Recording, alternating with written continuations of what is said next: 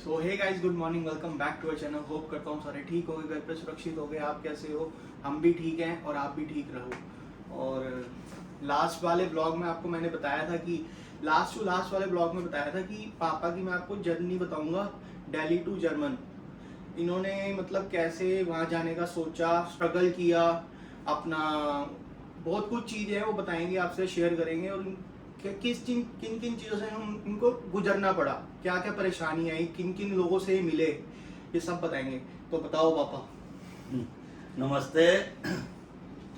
सबसे पहले तो मैं आपको बता रहा हूँ कि दिल्ली से जर्मन में कैसे पहुंचा। सबसे पहले मैं धन्यवाद दूंगा उन लोगों का जिन्होंने मेरा साथ दिया।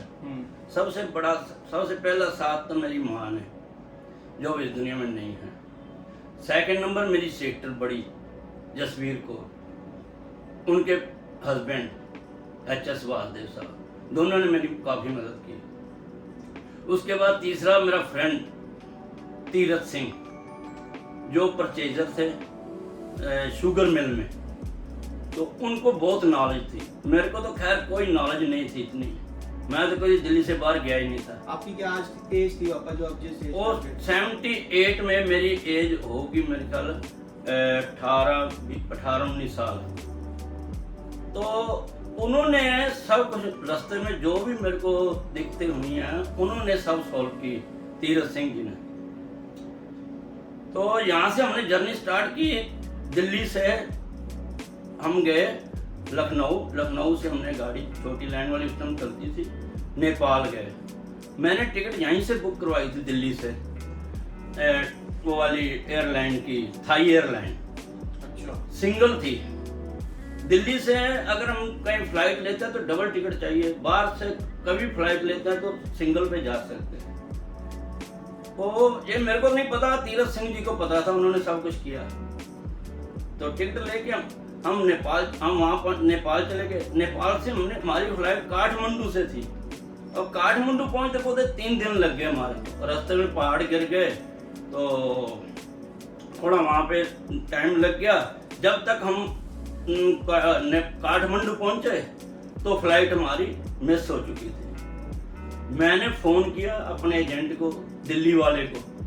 मैंने कहा भाई हमारी तो फ्लाइट मिस हो गई, अब क्या करें। उसने एड्रेस दिया नेपाल में, काठमांडू में। कहता ये है, आप उनसे जाके मिलो और पता लग जाएगा, वो कर देंगे अरेंज नेक्स्ट फ्लाइट।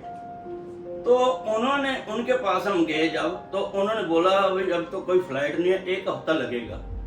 हम घबरा गए कि 1 हफ्ता कहाँ रहेंगे। हमने कहा चलो पहले कोई होटल वगैरह देखते हैं, मगर सारे कॉस्टली थे, पैसा हमारे पास ज़्यादा नहीं था। मैंने उसको बोला कुछ गुरुद्वारे में देखते हैं। इतना शुक्र हमारे को गुरुद्वारे में जगह मिल गई। 1 हफ्ता वहीं रहे, वहीं खाना पीना हमारा हुआ। 1 हफ्ते बाद हमारी फ्लाइट थी, उन्होंने बोला इतने बजे पहुंच जाना, आपकी फ्लाइट है। तो हम एयरपोर्ट में चले गए। एयरपोर्ट में जिन्होंने मेरी फ्लाइट बुक करवाई थी, उनका एक लड़का आया, कहता भाई एक काम करना पड़ेगा। मैंने क्या? कहता हमारे को सिगरेट की पैकेट का होती 555, उस टाइम बहुत चलती थी। मैंने कहा हम तो सरदार हैं, कैसे देंगे, सिगरेट कैसे हाथ लगाए। कहता आपने कुछ नहीं करना, वहां से ड्यूटी फ्री शॉप से लेके अपने अंदर चले जाना एयरलाइन प्लेन में, तो हमारा आदमी आएगा अपने आप ले लेगा आपसे। अब काफी देर होगी कोई आया नहीं। मैंने तीरथ सिंह को बोला, मैं भाई ऐसा है, इसको तो यहीं छोड़ जाएंगे। तो उतनी देर में वो आदमी आ गया हमारे से, कहता वो पैकेट दे दो मेरे को। मैंने दे दिया। अच्छा, उसके बाद हम चले गए काठमांडू। उसके बाद हम थाईलैंड चले गए। अच्छा जी, वहाँ पे हम उतरे। तो अब क्या करें, वहाँ से रिक्शा लिया, 3 व्हीलर चलते थे वहाँ पे उस टाइम। हमने कहा किसी होटल में जाना, वो स्टेशन होटल में ले गया हमारे को। होटल का नाम था स्टेशन होटल। मैंने कहा अब है कि नहीं मालूम। हम वहाँ रुके एक दिन।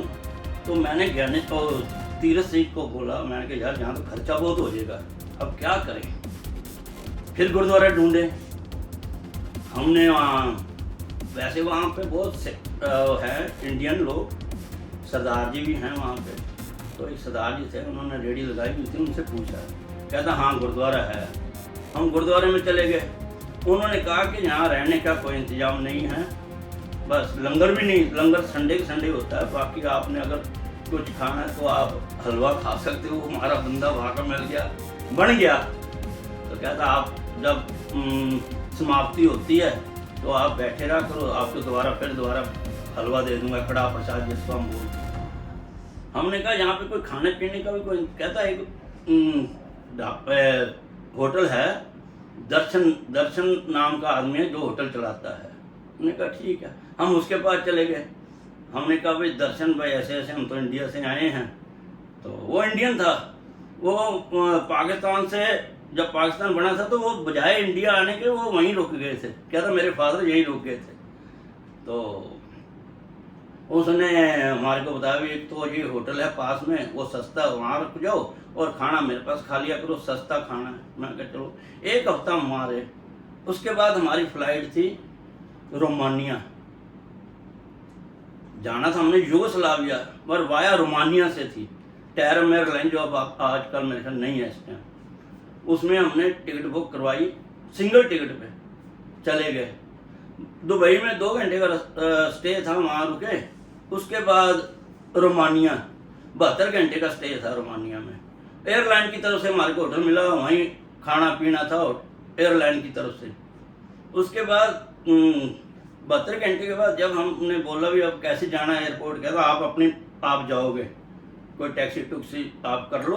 तो मैंने कहा तीरथ सिंह जी कैसे करें?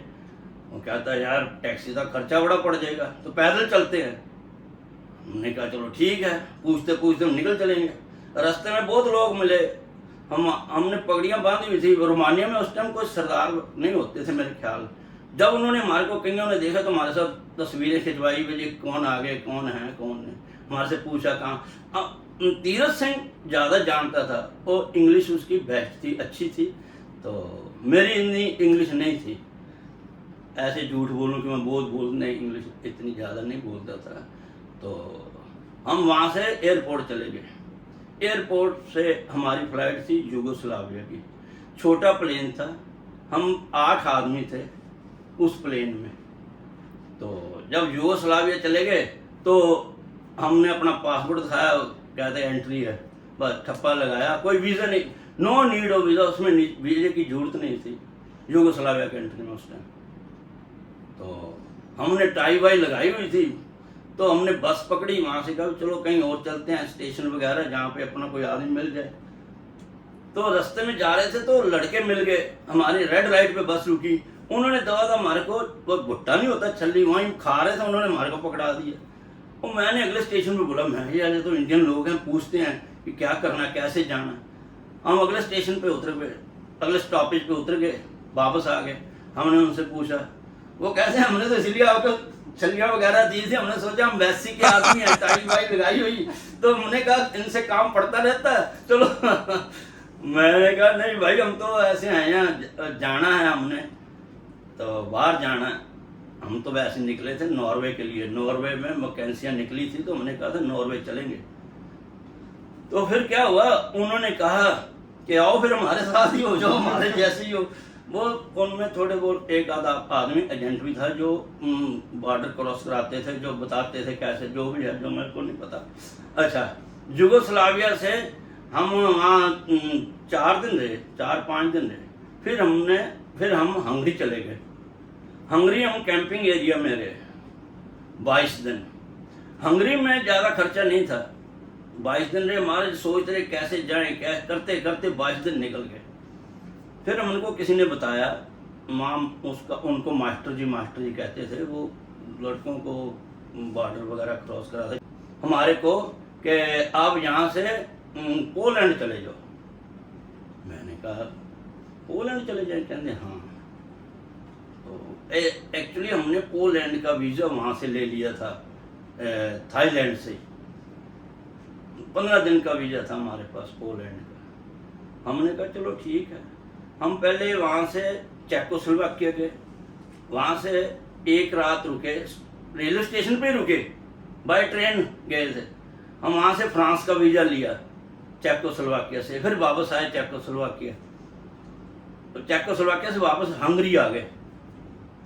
हंगरी से फिर उन्होंने सारा हमारे को बताया भी ऐसे ऐसे आप जा सकते हो, पोलैंड जाओ। वहाँ से ट्रेन पकड़ी, पोलैंड चले गए। पोलैंड में वार्सावा में रहे, तो वहाँ एक हफ्ता रुके। तो हमने कहा भाई अब हमने नॉर्वे जाना है, कैसे जाएं? और कहने स्कैंडिनेविया कंट्री है, डेनमार्क, स्वीडन और नॉर्वे सारे एक ही हैं। मैंने कहा फिर कहना आप डेनमार्क चले जाओ, वहाँ से आप नॉर्वे जा सकते हो। मैं ठीक है। वहाँ से हमने कहा भाई प्लेन की टिकट बहुत महंगी पड़ रही थी, कहता बाई शिप चले जाओ। मैंने कहा ठीक है, हम बाई शिप चले। शिप जाने के लिए जैसे दिल्ली में हम रहते हैं, शिप पकड़ना हो तो बम्बई जाना पड़ेगा ना। तो इस वजह से वहाँ का वो जो सी पोर्ट था, मेरे को वहाँ की टिकट हमने लेनी थी। हम लाइन में लगे थे रेलवे स्टेशन की, तो एक लड़की आ गई, कहती नमस्ते, गोरी बिल्कुल। अब कोई बाहर की कंट्री में कोई गोरी हो और दूसरी कंट्री का हो, हिंदी बोले तो मैं हैरान, मैं इधर उधर देखा। कहती मैं बोल रही हूँ। मैं कहा नमस्ते, मैंने नमस्ते बुलाती उसको। तो मैं कहा आपने कैसे पहचाना? कहती आपकी पगड़ी से। पगड़ी नहीं बोली, पगड़ी, आपकी पगड़ी से पहचाना आपको। तो मैंने कहा आपका नाम क्या है? कहती राधा। मैं कहा आपने हिंदी कहाँ से सीखी? कहती मेरा फादर जो है ना, इंडियन एम्बेसी में लगे हुए हैं मेरे फादर, तो वहाँ सरवण सिंह कोई होगा, नाम बता रही थी, उन्होंने सिखाई है हिंदी। मैंने कहा बहुत बढ़िया, मेरे को बहुत अच्छा लगा वो हिंदी बोली। तो उसके बाद हम अपने यूथ हॉस्टल में रहते थे, यूथ हॉस्टल में आ गए। वहाँ से हमारी शिप में जाना था, ट्रेन पकड़ी, हम आ गए। शिप था, ब्लैक सी का सफ़र था। ब्लैक सी में हमने सफ़र किया, तो 12 घंटे का सफ़र था वो ब्लैक सी। तो 12 घंटे हमने खाना वाना खाया, फिर शिप की तरफ से था सब कुछ। तो डेनमार्क पहुंच गए। डेनमार्क पहुंचे तो अब क्या करना है? फिर सबसे पहले वहाँ देखा यूथ हॉस्टल कहाँ है। डेनमार्क बहुत महंगा है। हंगरी में तो हम $1 में गुजारा कर लेते थे, मगर डेनमार्क जब पहुंचे तो $1 का कॉफ़ी का कप था। मैंने कहा बड़ी प्रॉब्लम आ गई, अब क्या करें? हमने कहा पहले हॉलैंड का वीज़ा लेते हैं। वहाँ हम वीज़ा लेने के लिए निकले तो एक सरदार जी मिल गए हमारे को, गाड़ी पे जा रहे थे। उन्होंने गाड़ी रोकी, कहने कहाँ से आए? हमने कहा इंडिया से। कहाँ जाना? हमने कहा हॉलैंड का वीज़ा लेने जा रहे हैं। तो कहते आप खाली हो? हमने कहा हम कौन सा काम करते हैं, खाली हैं। कहना बैठो गाड़ी में। बैठ गए। वो हमारे को ले गए मॉल में, जैसे यहाँ मॉल है ना, वहाँ भी मॉल थे। उन्होंने सामान वगैरह खरीदा, अपने घर ले गए। तो उनकी मिसी ने चाय बनाई, और मेरे को लग रहा है 2 महीने बाद, हम 2 महीने हो गए थे ऐसे धक्के खाते, 2 महीने बाद कोई इंडियन चाय पी हमने, जैसे घर में बनती थी, हमारी माँ बनाती थी, बिल्कुल वैसी चाय, इलायची वगैरह डाल के। तो हमारे को बहुत अच्छा लगा। फिर उन्होंने बताया कि किसके लिए आए हो? हमने कहा भाई हम तो जाना है नॉर्वे, वहाँ वैकेंसियाँ निकली हैं। वो कहता वहाँ तो वैकेंसियाँ ख़त्म हो गई, फिल हो गई, सारी भर गई हैं। ओहो, मेरा तो बुरा हाल हो गया। कहते क्या हुआ? मैंने कहा मैं तो अपनी मशीन बेच के आया हूँ, और मेरी मदर ने मेरे को गुस्सा भी किया था। और तीरथ सिंह जी तो आप तो 3 महीने की छुट्टी लेके आओ तो फिर दोबारा अपनी काम पे चले जाओ, मैं क्या करूँगा? वो कहता घबरा क्यों रहे हो? मैंने कहा भाई घबराएंगे तो सही, अब क्या करें, नॉर्वे बंद हो गया। कहता जर्मन चले जाओ। मैंने कहा जर्मन में तो मेरा वैसे भतीजा भी है। तो कहना हाँ वैसे उनको कांटेक्ट करो, देखो ना जर्मन अच्छा है। तो मैंने अपने भतीजे को फ़ोन किया। मैंने कहा भाई ऐसे ऐसे। कहना कहाँ हूँ? मैं कहा डेनमार्क में फंसे हुए हैं, यहाँ तो खर्चा बहुत हो रहा है, तो मेरे पास तो पैसे भी ख़त्म हो गए। कहना कितने पैसे चाहिए? मैंने कहा जितने भेज सकता मेरे को भेज दो। कहना $1200 भेज दूँ। मैंने कहा वेल एंड गुड, भेज दो आप। तो उसने कहा कि अपना पासपोर्ट नंबर दो मेरे को। मैंने पासपोर्ट नंबर दिया। उन्होंने बोला कि सवेरे डेनमार्क बैंक में चले जाना और अपना नंबर बताना तो आपको पैसे मिल जाएंगे। उस टाइम की बात बता रहा हूँ, 78-79 की। उस टाइम इतना नेटवर्क था उनका भी। देखो वहाँ दूसरी कंट्री से इस कंट्री में पैसे आ रहे हैं, और हमारा इंडिया में तो एक बैंक का तुम आप अगर हो दूसरे बैंक से नहीं ले सकते पैसा। वहाँ ऐसा था इंटर। तो मैं अगले दिन वहाँ गया, मेरे को बोले भाई मैं क्या ऐसे ऐसे मेरा पैसा आना था, कहता पासपोर्ट दिखाओ। मैंने पासपोर्ट दिखाया, उन्होंने उसी टाइम मेरे को $1200 दे दिए। अब क्या हुआ, वो सदाज जो हमारे को मिले थे, उन्होंने कहा भाई यहाँ से एक बस जाती है सैटरडे संडे को, वो यहाँ के लोगों को लेके जाती है। जर्मन में ना तो पहला जो शहर है ल्यूबिक था, ल्यूबिक मेरे को अभी तक याद है। तो वहाँ से वो शॉपिंग करते हैं फिर वापस आ जाते हैं। मैंने कहा चलो ठीक है, उसमें चलते हैं। हम उसमें बैठ गए। ट्रावे मुंडे उनका जो था वो बॉर्डर था, उसका नाम ट्रावे मुंडे था वो जगह का नाम। हमारे को वहाँ रोक लिया, उतार दिया। कहते भाई आप कैसे जा रहे हो? मैंने कहा भाई हम तो घूमने फिरने जा रहे हैं। कहते भाई बस वाले को बोला आप जाओ, इनको बाद में जाते दफा वापस ले जाना। हमारा तो मेरा तो बस हाथ पैर कांपने लग गए। मैं क्या फिर यहाँ फंस गए। तो क्या हुआ, उस जिसने रोका था उसकी ड्यूटी चेंज हो गई, दूसरा अफसर आ गया। उन्होंने कहा आप क्यों रुके हुए हो? मैंने कहा ऐसे ऐसे हम तो इधर शॉपिंग करने आए थे, हमारे अंकल रहते हैं डेनमार्क में, उनको मैंने बोल दिया। और ये मेरा पासपोर्ट है। पासपोर्ट पे उसने देखा तो काफ़ी एंट्रियाँ हुई पड़ी थी बहुत कंट्रियों की। मैं कहा हम तो घूमते फिरते जहाँ तक आए हैं, सिर्फ शॉपिंग करने वापस आ जाना। कहता पता नहीं उसके दिल में रहम आ गया, क्या हुआ भगवान की तरफ से, और उसने हमारे को वीज़ा दे दिया, एंट्री वीज़ा। इंडिया के लिए एंट्री वीज़ा था उस टाइम, 3 महीने की उसने एंट्री वीज़ा लगा दिया। कहता शाम को वापस गाड़ी में आ जाना उनके साथ। मैं क्या आएंगे जरूर। तो अब कहता कैसे जाओगे? मैं क्या मेरे को टैक्सी कर दो आप। कहता ठीक है। उसने एयरपोर्ट से अपने कुलीग को बोला भाई इनको टैक्सी मंगा दो। टैक्सी आ गई, हम उसमें बैठे, ल्यूबिक चले गए। वहाँ पे हमने सारे बस वाले जितने थे हमारे वहाँ को हो गए थे, उनको मिले। कहते आ गए आप? मैं क्या हाँ, वीज़ा मिल गया हमारे को। हम वहाँ बैठ गए। हमने कहा ज्ञानी जी, मैं उसको ज्ञानी जी भी कहता था, तो मैंने तीर्थ सिंह जी अब क्या करें, यहाँ तो निकलना पड़ेगा, आस्ता आस्ता निकलते हैं। तो हमने वहाँ से एक टैक्सी वाले को पूछा कि यहाँ छोटा आगे कौन सा शहर है? कहता हैनोवर पड़ेगा। मैंने कहा ठीक है, हैनोवर छोड़ दो हमारे को। हम चुपके टैक्सी में बैठे, हैनोवर चले गए। तो हैनोवर से हमने दूसरी टैक्सी पकड़ी, हमबर्ग चले गए। हमबर्ग से हमने टिकट ली स्टुटगार्ट। मेरा भतीजा स्टुटगार्ट में था, तो स्टुटगार्ट की टिकट ली। ट्रेन आई, उसमें बैठे, चलो जी सीधा स्टुटगार्ट। वहाँ एड्रेस देखा, टैक्सी वाले को एड्रेस दे दो तो वो वहाँ पहुँचा देते। हम टैक्सी वाले को एड्रेस दिखाया तो वो कहता चलो बैठो। बैठ गए। सुबह सुबह उसकी बेल बजा दी। अपने भतीजे क्यों हैरान हो गया देख के। कहता क्या मैं क्या बड़ी मुश्किल से पहुँचे हैं यहाँ पे, अगर तेरे पैसे ना होते तो पहुँच नहीं पाते। तो कहता कोई बात नहीं। फिर वहाँ वो है जर्मन, उस टाइम पुलिस स्टेट थी, अब भी मैंने कहा होगी। जो भी पहले वहाँ जाता था उसको अपना ना वो पुलिस स्टेशन में अपना लिखवाना पड़ता है था भाई, अनमेल्डिंग बोलते थे उसको, कि मैं यहाँ रजिस्ट्रेशन जैसे बोलते हैं कि मैं यहाँ इस मकान में रहता हूँ। तो उसमें ऐसा था, मैंने पूछा ये क्यों होता है? कहता अगर आदमी को पकड़ना हो ना, वो देख लेते हैं कि आदमी ने रजिस्ट्रेशन कराई थी, यहाँ से उसको पकड़ लेना। जो अगर दूसरी जगह भी आपने रहना, यहाँ स्टेट में आके काम करे, उसका भी दिखाना पड़ेगा। अगर आपके पास गाड़ी है तो गाड़ी का भी, भाई मैं ये गाड़ी मेरी है, कहीं भी आदमी हो पकड़ लेते हैं। तो वो कहता तो तुम्हारे को यहाँ रजिस्ट्रेशन भी करानी पड़ेगी, अब कमरा लेना पड़ेगा। मैं क्या देखो क्या करें।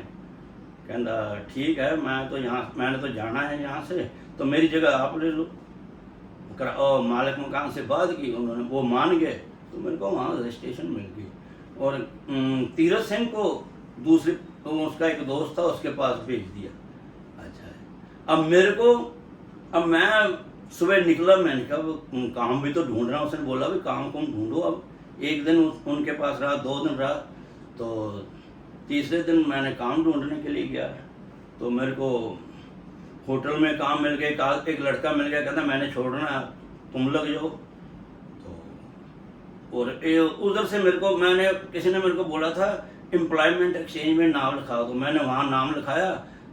उन्होंने बोला प्रोफेशन क्या आपका? मैंने प्रिंटिंग प्रेस। तो मेरे को वहाँ से भी कॉल आ गई। एम्प्लॉयमेंट एक्सचेंज से भी और होटल का भी। मैंने फिर अपने भतीजे से बात की, मैंने यार 2 जगह से कॉल आ गई और क्या करूँ। कहना होटल छोड़, हाँ वहाँ 6 दिन काम होता है, बढ़िया है उस फैक्ट्री का, उसमें काम करो प्रिंटिंग प्रेस में।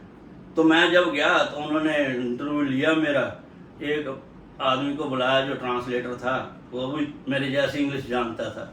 तो मैंने भी जो मेरे को पता था मैंने बता दिया।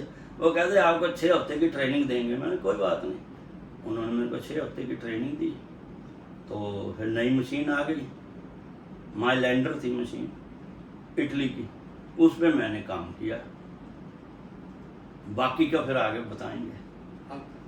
ये 2 पार्ट में वीडियो बनेगी, इसके बाद हम आगे और बताएंगे और क्या क्या पापा को आगे क्या क्या इन्होंने आगे अपनी जर्मन लाइफ में किया, क्या क्या। और मैं फोटोज भी ऐड कर दूंगा, मेरे पास फोटोज भी पड़ी है पापा की उस टाइम की। तो होप यू गाइस आपको अभी का ब्लॉग अच्छा लगा होगा। अच्छा लगा तो वीडियो को लाइक कमेंट शेयर जरूर करना। चैनल पे नए हो चैनल को सब्सक्राइब जरूर करना। तब तक मिलते हैं जल्दी किसी नेक्स्ट ब्लॉग में। Thank you so much for watching.